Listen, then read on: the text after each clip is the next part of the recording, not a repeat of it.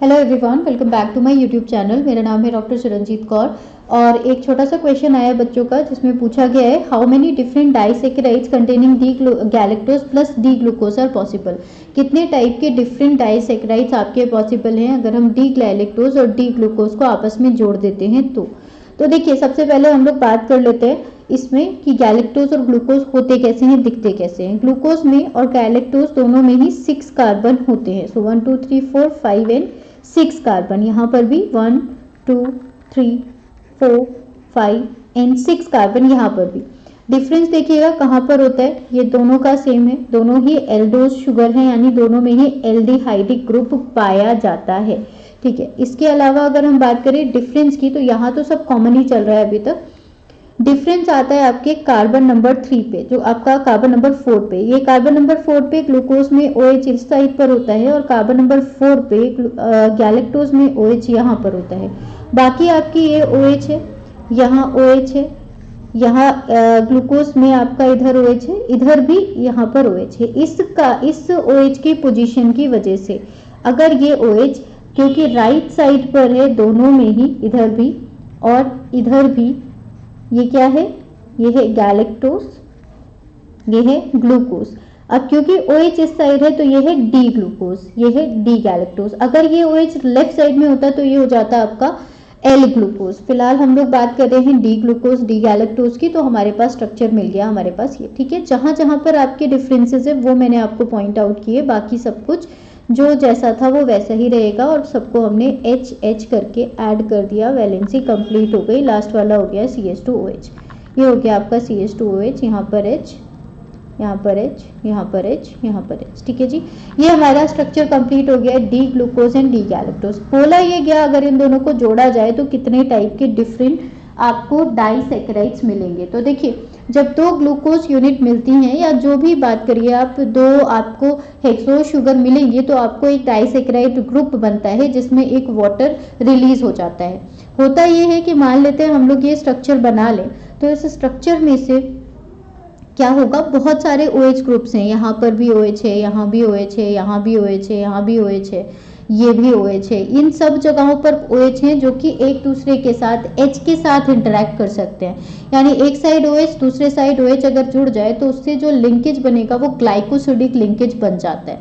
अगर हम इसको ऐसे देखें तो हमारे पास हो जाएगा C6H12O6 और जब ये C6H12O6 के साथ जुड़ जाता है तो ये बना देता है आपका, माइनस हो जाता है वाटर और बन जाता है C12H22O11। अब बहुत सारे डाइसैकेराइड शुगर हैं जिनके पास सेम फॉर्मूला होता है बट उनकी स्ट्रक्चर डिफरेंट होती है। तो कैसे आते हैं देखिएगा, जो डाइसैकेराइड्स हैं these are the sugars which are composed of two monosaccharide units that are joined together by the glycosidic linkage.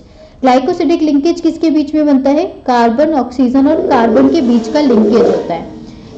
Carbon oxygen carbon के बीच का लिंकेज होता है और ग्लाइकोसिडिक बॉन्ड कब बन सकते हैं, जब दो शुगर मॉलिक्यूल के, जैसे गैलेक्टोज हो गया, एक गैलेक्टोज मॉलिक्यूल हमारे क्वेश्चन में दिया है, एक ग्लूकोज मॉलिक्यूल दिया है, तो उनके जब दो हाइड्रोक्सिल ग्रुप यानी कि एक शुगर ये हो गई और एक शुगर के OH ग्रुप यहाँ पर, प्लस दूसरा शुगर ये हो गया और इस शुगर का OH ग्रुप यहाँ पर, इन दोनों में से OH और H मिलके निकल जाए तो आपका जो शुगर बनेगा वो कुछ ऐसा होगा। ये कार्बन है जिसके साथ ये वाला O जुड़ गया है और दूसरा कार्बन ये, तो ये वाला जो लिंकेज कहलाएगा इसे हम कहेंगे ग्लाइकोसिडिक लिंकेज। ठीक है जी, ये ग्लाइकोसिडिक लिंकेज बना जिसकी वजह से डाइसैकेराइड बॉन्ड बनने वाला है।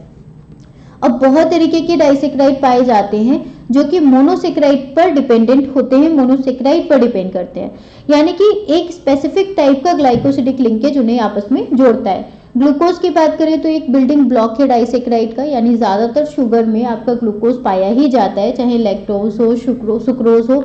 इसके अलावा ओलिगोसैकेराइड्स होते हैं जैसे रेफिनोज हो गया, या पॉलीसैकेराइड्स होते हैं जैसे कि स्टार्च हो गया, अमाइलोपेक्टिन हो गया, ग्लाइकोजन हो गया, सेल्यूलोज हो गया, अमाइलोज हो गया। बहुत सारी ऐसी चीजें हैं जहां पर आपको ग्लूकोज मिलता है। और डी ग्लूकोपाइरिनोज जो होता है वो अल्फा और बीटा दोनों फॉर्म में पाया जाता है। डी ग्लूकोपाइरिनोज के बारे में हम लोग एक बार बात कर लेते हैं। देखिए जो ग्लूकोज का स्ट्रक्चर हम लोगों ने बनाया था C C C C and C, 6 carbon हो गए जिसमें यहाँ पर था आपका एल्डिहाइडिक ग्रुप, राइट। इसके बाद अगर हम आगे बढ़ते हैं तो आपका आ जाता है OH ग्रुप, यहाँ पर आ गया आपका OH ग्रुप। अब दोनों OH इस साइड पर थे, यहाँ CH2OH था, ठीक है। होता ये है कि अब जब भी हम इस कंपाउंड को किसी वाटर में डिसॉल्व करते हैं तो ये क्या करता है, ये एक हेमी एसिटल फॉर्म ले लेता है। यानी कि जब भी आप इसे डिसॉल्व करोगे सॉल्यूशन के अंदर, ये तो अभी एनहाइड्रस फॉर्म है, जब हम इसे सॉल्यूशन के अंदर डिसॉल्व करते हैं तो इसकी दो फॉर्म्स आ सकती है। दो फॉर्म्स कैसे आ सकती हैं कि इसका जो एसिटल ग्रुप है यानी कि ये वाला ग्रुप इंटरैक्ट कर लेता है आपके इस वाले ग्रुप के साथ, जनरली इस वाले ग्रुप के साथ, तो क्या बना देगा, तो आपका ये जो रिंग है ना ये क्लोज हो जाती है, ये रिंग क्लोज हो जाती है, H आपका डिस्ट्रीब्यूट हो जाता है, HOH के साथ डिस्ट्रीब्यूशन हो जाती है।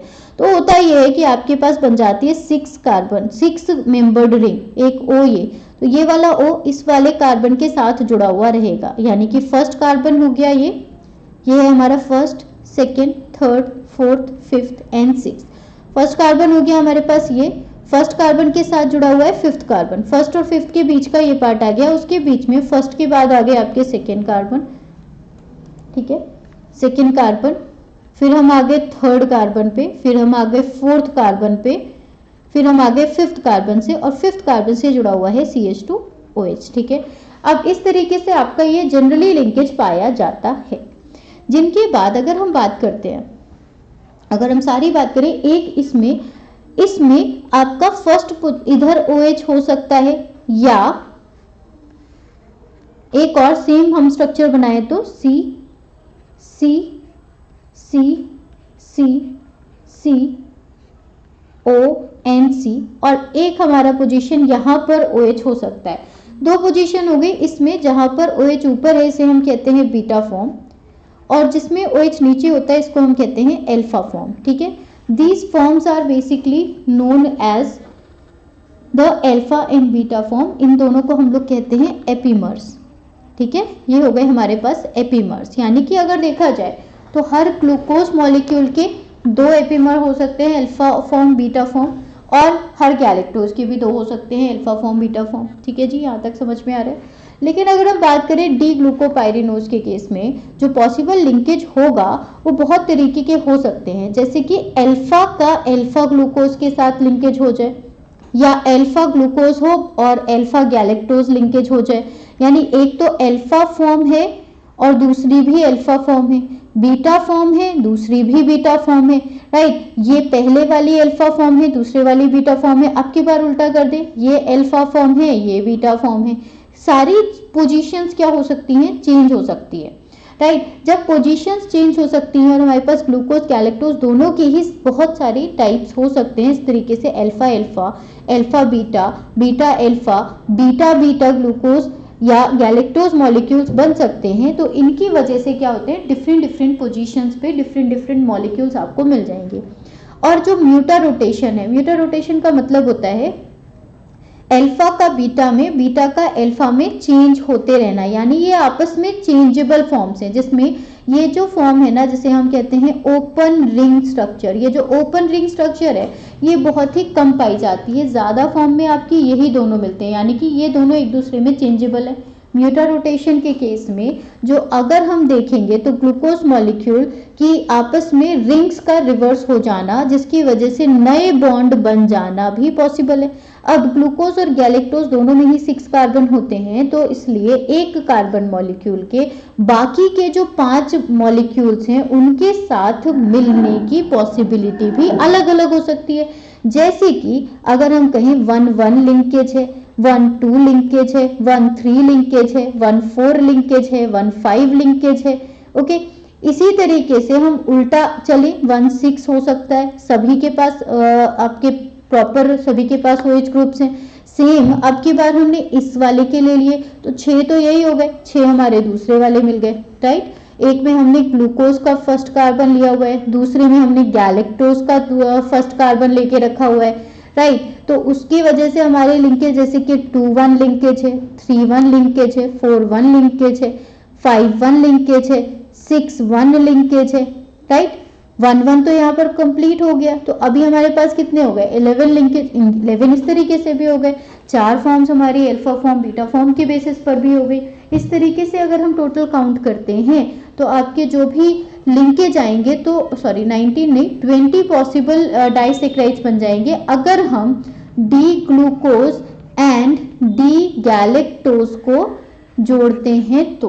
ठीक है, ये आपका पार्ट होता है। अब हम बात करते हैं म्यूटर रोटेशन की। म्यूटर रोटेशन का मतलब है एक आइसोमेरिक रोटेशन जिसकी वजह से रिंग फॉर्म्स अपने एक दूसरे में चेंज हो जाती हैं। ओपन चेन फॉर्म से अल्फा फॉर्म, अल्फा फॉर्म से ओपन चेन से बीटा फॉर्म, बीटा फॉर्म से अल्फा, अल्फा से बीटा, बीच में ओपन चेन आती है।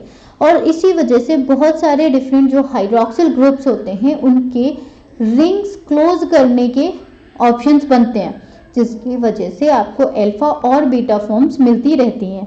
नाउ ओपन चेन फॉर्म आपको मिलती नहीं है इजीली, और जो रिंग फॉर्म से डाइसेक्राइड्स की ज़्यादा स्टेबल होती हैं ओपन के मुकाबले, और इसी वजह से हम ये कह सकते हैं कि जो आपके डाइसेक्राइड्स यहाँ मिलेंगे वो मिलेंगे 20।